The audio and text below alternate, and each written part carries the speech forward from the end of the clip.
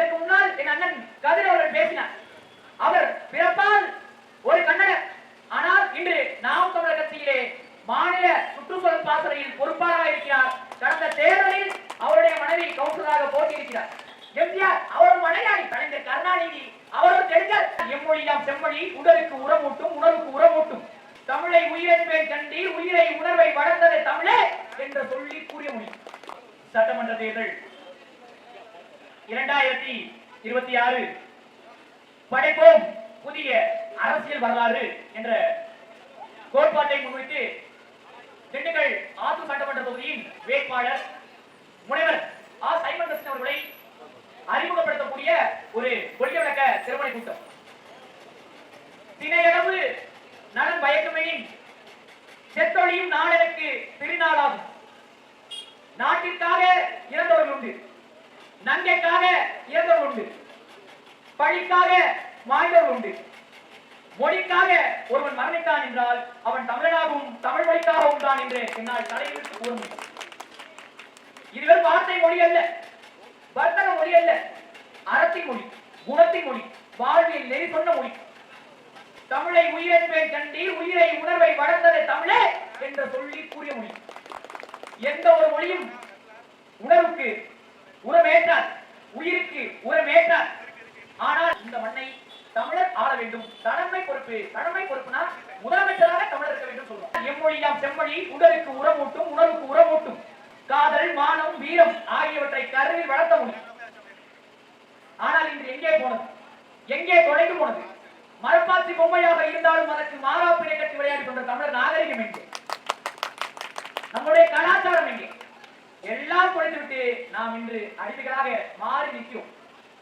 இதற்கு காரணம் நம்மை படைத்த ஆண்டவன் அல்ல. இதற்கு காரணம் நம்மை 60 ஆண்டுகளுக்கு மேலாக ஆண்ட இருவரும் திராவிட கட்சிகள், திமுகவும் அதிமுகவும். என் அன்பிற்குரியவர்களே, நாம் தமிழர் கட்சி என்றாலே மாற்று மொழி பேசக்கூடிய மக்களுக்கு எதிரானவர்கள். நாம் தமிழர் கட்சி என்றாலே தமிழர் தமிழர் என்று இனவெறி கொண்டு பேசுவார்கள் என்ற பிம்பம் கட்டமைக்கப்படுகிறது. இதற்கு முன்னால் என் அண்ணன் கதிர் அவர்கள் பேசினார். அவர் பிறப்பால் ஒரு கன்னடர், ஆனால் இன்று நாம் தமிழர் கட்சியிலே மாநில சுற்றுச்சூழல் பாசறையில் பொறுப்பாளராக இருக்கிறார். கடந்த தேர்தலில் அவருடைய மனைவி கவுன்சிலராக போட்டியிருக்கிறார். இதை போல தமிழகத்தில் மாற்று மொழி பேசக்கூடிய எல்லா மக்களுக்கும் அவர்களுக்கு எண்ணிக்கைக்கேற்ப தேர்தலில் போட்டியிடுவதற்கான அங்கீகாரத்தை நாம் தமிழர் கட்சி கொடுத்திருக்கின்றது. என் அன்பிற்குரியவர்களே, கேரளாவில் தமிழர்கள் பல லட்சம், பக்கத்தில் இருக்கக்கூடிய ஆந்திராவில் தமிழர்கள் பல லட்சம், பக்கத்தில் இருக்கக்கூடிய கர்நாடகாவில் தமிழர்கள் பல லட்சம் பேர் வாழ்கிறார்கள். ஆனால் தமிழர்கள் என்று தமிழர்கள் ஆள்வதற்கு ஒரே ஒரு இடம்தான் இந்த மண்ணில் இருக்கிறது, அது தமிழ்நாடு. அப்ப இங்க வாழக்கூடிய மாற்று மொழி பேசக்கூடிய மக்கள் இங்கு இருக்கக்கூடிய தமிழரோட உடன் இருந்து அவர்களுக்கு துணையாக இருக்க வேண்டும். எங்களுடைய உரிமைகளை பெற்றுத் தருவதற்கு துணையாக இருக்க வேண்டும். அது உங்களுடைய அடிப்படை கடமை. நாம் தமிழர் கட்சி என்றாலே இங்க இருக்கக்கூடிய மாற்று மொழி பேசக்கூடிய மக்களை ஒடுக்குவார் என்ற என் அன்பிற்குரியவர்களே, இந்த திமுகவும் அதிமுகவும் தமிழர்களுக்கு செய்த துரோகங்கள் எண்ணற்றவை. அது ஒரு சிறிய உதாரணம் மட்டும். 1972ஆம் ஆண்டு தமிழகத்தின் முதலமைச்சராக கலைஞர் கருணாநிதி அவர்கள் இருக்கிறார். முல்லை பெரியாற்றில் படகோட்டும் உரிமை, அந்த முல்லை பெரியாற்றில் படகோட்டும் உரிமையை இங்கே இருக்கக்கூடிய கேரளாவிற்கு விட்டுக் கொடுத்தார் கலைஞர் கருணாநிதி அவர்கள். இதற்கு பிறகு 1929ஆம் ஆண்டு எம்ஜிஆர் அவர்கள் ஆட்சி கட்டில் ஏறினார். நீ என்ன முல்லை பெரியாற்றில் படகோட்டும் உரிமை தான் விட்டுக் கொடுக்கிற, நான் இந்த கேரளாவிற்கு மீன் பிடிக்கும் உரிமையை விட்டுக் கொடுக்கிறேன் என்று கருணாநிதிக்கு போட்டியாக முல்லை பெரியாற்றில் மீன் பிடிக்கும் உரிமையை விட்டுக் கொடுத்தார் எம்ஜிஆர் அவர்கள். அது மட்டுமா, முல்லை பெரியாற்றில் நீர் அளவு 152 அடி, அந்த 152 நீர்மட்ட அளவை குறைத்து 136 அடியாக குறைத்து கொடுத்ததும் இதே எம்ஜிஆர் தான், அந்த அதிமுக அரசு தான். அது மட்டுமா, இந்த முல்லை பெரியாற்றை பாதுகாப்பதற்கு காவலர்கள் வேண்டும் இல்லையா? அப்ப அந்த முல்லை பெரியாற்றை பாதுகாப்பதற்காக காவலர்களை, கேரள காவலர்களையும் விட்டுக் கொடுத்தது இந்த அதிமுக அரசு தான். அது மட்டுமா, அந்த கேரள முல்லை பெரியாற்றை பாதுகாக்கக்கூடிய காவலர்களுக்கு சம்பளம் கொடுக்க வேண்டும் அல்லவா? அந்த சம்பளத்தை தமிழ்நாட்டில் இருந்து அந்த கேரளாவில் இருக்கக்கூடிய அதிகாரிகளுக்கு கொடுத்ததும் இந்த அதிமுக அரசு தான், எம்ஜிஆர் தான். அது மட்டுமா, உண்மையிலிருந்து முல்லை பெரியார் வரை கிட்டத்தட்ட 100 ஏக்கர் இடம், இந்த 100 ஏக்கர் அணைக்கட்டுக்கு சொந்தமான இடமா இருந்தது, தமிழ்நாட்டுக்கு சொந்தமான இடமா இருந்தது. அந்த 100 ஏக்கரையும் கேரளாவிற்கு விட்டுக் கொடுத்தார் எம்ஜிஆர் அவர்கள். அப்ப திமுகவும் அதிமுகவும் இந்த மண்ணில் வாழக்கூடிய மக்களுக்கான உரிமையை விட்டுக் கொடுத்தார்கள். ஏன் விட்டுக் கொடுத்தார்கள்? ஏனென்றால் 1922ஆம் ஆண்டு இங்கே ஆட்சி செய்திருந்த கலைஞர் கருணாநிதி அவர் ஒரு கெடுக்கல். 1929ஆம் ஆண்டு இங்கே ஆட்சிகளில் அமர்த்தப்பட்டிருந்த எம்ஜிஆர் அவர் ஒரு மலையாளி. அதனால்தான் தமிழர்களுடைய முல்லை பெரியாற்று உரிமையை இந்த தெளிதரும் இந்த மலையாளி சேர்ந்து தமிழருக்கு எதிராக நம்ம உரிமையை விட்டுக் கொடுத்தார். அதனால நாங்க என்ன சொல்றோம் அப்படின்னா, இந்த மண்ணை தமிழர் ஆள வேண்டும். தலைமை பொறுப்புனா முதலமைச்சராக தமிழர் இருக்க வேண்டும் சொல்றோம். சட்டமன்ற உறுப்பினராக இருங்க, நீங்க அமைச்சர் பதவியில் இருங்க, எல்லா பொறுப்புகளையும் வைங்க அப்படின்னு நாங்க சொல்றோம். மாற்று வழி பேசக்கூடிய மக்களுக்கு எதிரானது இல்ல அப்படின்னு நாம் தமிழர் கட்சி அப்படிதான் நாங்க சொல்ல விரும்புகிறோம். ஏன்னா அன்பிற்குரியவர்களே, இதே சட்டமன்ற தேர்தலில் தான் அருந்ததிய மக்களுக்கு தேர்தலில் போட்டியிடுவதற்கு 3 சீட்டுகளை நாம் தமிழர் கட்சி போட்டியிடுவதற்கான வாய்ப்பை கொடுத்திருக்கிறது. மாற்று வழி சமூகம் அதே போல ரெட்டியார் சமூகங்களுக்கு 2 சீட்டுகளை தேர்தலில் போட்டியிடுவதற்கான வாய்ப்பை நாம் தமிழர் கட்சி கொடுத்திருக்கிறது. அதே போல நாயுடு சமூகத்திற்கு 3 எம்எல்ஏ சீட்டுகளை நாம் தமிழர் கட்சி கொடுத்திருக்கிறது. இதுபோல தெலுங்கை தாய்மொழியாக கொண்ட மக்களுக்கும் இந்த சட்டமன்ற தேர்தலில் போட்டியிடுவதற்கான வாய்ப்பை நாம் தமிழர் கட்சி கொடுத்திருக்கிறது. அப்ப நாம் தமிழர் கட்சி என்பது இங்க இருக்கக்கூடிய அனைத்து உயிருக்குமான அரசியலை பேசக்கூடிய கட்சி. இங்க இருக்கக்கூடிய மண்ணை பற்றியும், மரத்தை பற்றியும், காட்டை பற்றியும், கனிவளத்தை பற்றியும், நீர்வளத்தை பற்றியும், நிலவரத்தை பற்றியும், இங்க இருக்கக்கூடிய சிட்டுக்குருவி, இங்க இருக்கக்கூடிய மைனாக்கள், பறவைகள் எல்லா உயிருக்குமான அரசியலை பேசக்கூடிய ஒரு கட்சி இந்த மண்ணில் இருக்கிறது என்றால் அது நாம் தமிழர் என்ற ஒற்றை கட்சி மட்டும்தான்.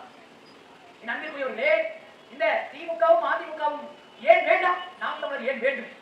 அன்பிற்குரியவர்களே, தூத்துக்குடியிலே துப்பாக்கி சூடு, அதிமுகவின் முதலமைச்சர் எடப்பாடி பழனிசாமி முதலமைச்சராக இருக்கிறார். அந்த 14 பேர் சுட்டு போன பொழுது ஸ்டாலின் என்ன சொன்னார்? எந்த காவல் அதிகாரி இந்த 14 பேர் சுட்டுக் கொண்டாரோ நாங்கள் ஆட்சி அமைந்தவுடன் அவருக்கு தண்டனை பெற்று தருகிறோம் என்று சொன்னார். ஆனால் ஸ்டாலின் 2021 பிறகு ஆட்சி கட்சி அமர்ந்த பிறகு அவர் என்ன பண்ணார்? யாரெல்லாம் இந்த தூத்துக்குடி துப்பாக்கி சூட்டுக்கு காவலர் காவலர் இருக்காங்களோ அந்த காவலருக்கு பதவி உயர்வு கொடுத்தார் ஐயா ஸ்டாலின்.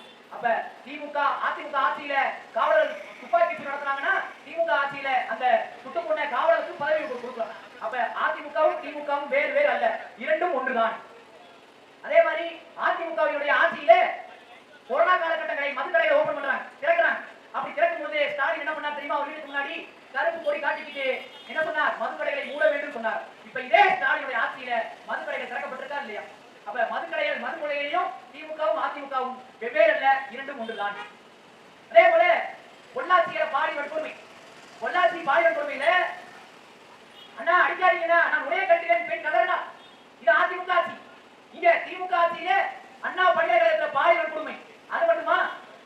கடந்த ஒரு 3 நாளைக்கு முன்னாடி பாத்தீங்க அப்படின்னா கிருஷ்ணகிரியில 2 வயது பச்சை குழந்தைக்கும் பாலியல் கொடுமை வந்து மூக்க முடிச்சு கொண்டிருக்கான். கிருஷ்ணகிரியில திமுக இருக்கக்கூடிய ஒரு பொறுப்பாளர்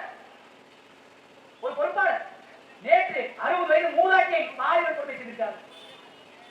நேற்று தூத்துக்குடியில 12ஆம் வகுப்பு படிக்கக்கூடிய ஒரு பெண்ணை பாலியல் கொடுமை செய்து துண்டு துண்டாக வெட்டி கொலை செய்திருக்கிறார். அப்ப அதிமுக ஆட்சியிலும் பாலியல் கொடுமை, திமுக ஆட்சியிலும் பாலியல் கொடுமை. அப்ப அதிமுகவும் திமுகவும் வேறு அல்ல, இரண்டும் ஒன்றுதான். அன்பிற்குரியவர்களே, இதே போல எடப்பாடி பழனிசாமியுடைய ஆட்சியிலே சொத்து கோரி கேட்கப்படுகிறது. அப்படி சொத்து கோரி கேட்கப்படும் போது ஸ்டாலின் எடப்பாடி பார்த்து கேட்கிறார், சொத்துக்கு வரியா, சொத்தை புடுங்கிறதுக்கு வரியான்னு கேட்கிறார். இப்ப நாங்க கேட்கிறோம் ஸ்டாலினை பார்த்து, எதை புடுங்குவதற்காக ஸ்டாலினோட ஆட்சியில சொத்து வரி கேட்கப்பட்டிருக்கு? இதே எடப்பாடி அவருடைய ஆட்சியில மின்கட்டண வரி கேட்கப்பட்டது. உடனே என்ன சொன்னார் ஸ்டாலின் எடப்பாடி பழனிசாமி பார்த்து? மின்கட்டண வரி உயர்வை கேட்கும் போது சாக்கடிக்கு சொன்னார். இதே இந்த ஸ்டாலினோட ஆட்சியில மின்கட்டண வரி கேட்கப்பட்டிருக்கா இல்லையா? அப்ப நீங்க என்ன நினைக்கிறீங்க?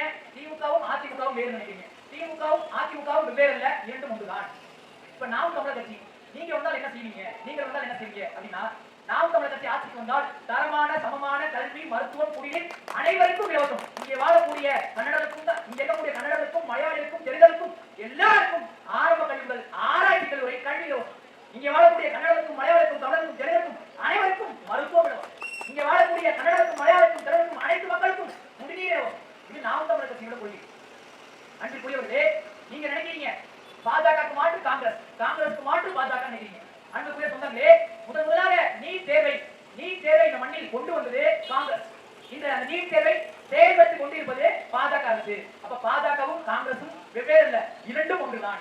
அதே போல என்ஐஏ சட்டம், ஆட்கூலி சட்டம், இந்த ஆட்கூலி சட்டத்தை முதலாக கொண்டு வந்தது காங்கிரஸ். இன்று செயல்படுத்திக் கொண்டிருப்பது பாஜக அரசு. அப்ப என்ஐஏ சட்டத்துல பாஜகவும் காங்கிரசும் வெவ்வேறு அல்ல, இரண்டும் ஒன்றுதான். அதே போல குடியுரிமை சட்டத்தை இங்கே கொண்டு வந்தது காங்கிரஸ். அதை இன்று செயல்படுத்தி காட்டிக் கொண்டு முயற்சி செய்வது பாஜக அரசு. அப்ப அந்த குடியுரிமை சட்டத்துல பாஜக காங்கிரசும் வெவ்வேறு இல்ல, இரண்டும் ஒன்றுதான். அதே போல ஒரே நாடு ஒரே தேர்தல். ஒரே நாடு ஒரே தேர்தல் அப்படின்னா எல்லா மாநிலங்களுக்கும் ஒரே நாள்ல தேர்தல் வைக்கிறது. இதுதான் ஒரே நாடு ஒரே தேர்தல். இந்த ஒரே நாடு ஒரே தேர்தல்ல செயல்படுத்த காத்துக் கொண்டிருப்பது பாஜக. அதை எதிர்க்காமல் அப்படியே வேடிக்கை பார்ப்பது காங்கிரஸ். அப்ப அந்த ஒரே நாடு ஒரே தேர்தல்ல பாஜகவும் காங்கிரசும் வெவ்வேறு அல்ல, இரண்டும் ஒன்றுதான். அப்ப நீங்க சிந்திக்கணும், பாஜக காங்கிரஸ் வெவ்வேறு அல்ல, இரண்டும் ஒன்றுதான். இந்த சட்டமன்ற தேர்தலில் நாம் தமிழர் கட்சியின் சார்பாக முனைவர் சைமன் டெஸ்டன் அவர்கள் போட்டியிடுகிறார். ஒரு படித்த வேட்பாளர் 24 ஆராய்ச்சி கட்டுரை எழுதியிருக்கிறார். ஒரு கல்லூரியில பேராசிரியராக இருந்திருக்கிறார். கடந்த 2003 சட்டமன்ற தேர்தலில் இங்கே இருக்கக்கூடிய ஐ பெரியசாமி அவர்களை எதிர்த்து போட்டியிட்டு கிட்டத்தட்ட 17,500 வாக்குகளை வாங்கியிருக்கிறார். ஓட்டு ₹1 பணம் கொடுக்கல, ஓட்டர் கொடுக்கல, போலி நேரமும் வாங்கியிருக்காங்க. இந்த 2024 தேர்தலில் கிட்டத்தட்ட ஆத்து சட்டமன்ற தொகுதியில நாம் தமிழர் கட்சிக்கு 20,000 வாக்குகள் விழுந்திருக்கிறது.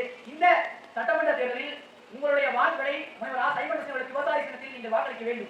எல்லாம் சொல்றாங்க இது ஐ பெரியசாமி கோட்டைன்னு. ஐ பெரியசாமி கோட்டையில 2024 தேர்தலில் 20,000 ஓட்டைகளை போட்டுவிட்டோம். இந்த சட்டமன்ற தேர்தலில் ஓட்டைகளை தடுத்து, கோட்டையை தடுத்து எங்கள் ஐயா சைமன் டெஸ்டன் அவர்களுக்கு நீங்கள் சட்டமன்றத்துக்கு செல்ல வாக்களிக்க வேண்டிய சின்னம் நாம் தமிழர் கட்சியின் விவசாய சின்னம். தமிழ்தாய் வாழ்க, தலைவர் வாழ்க. நன்றி, வணக்கம். நாம் தமிழர்.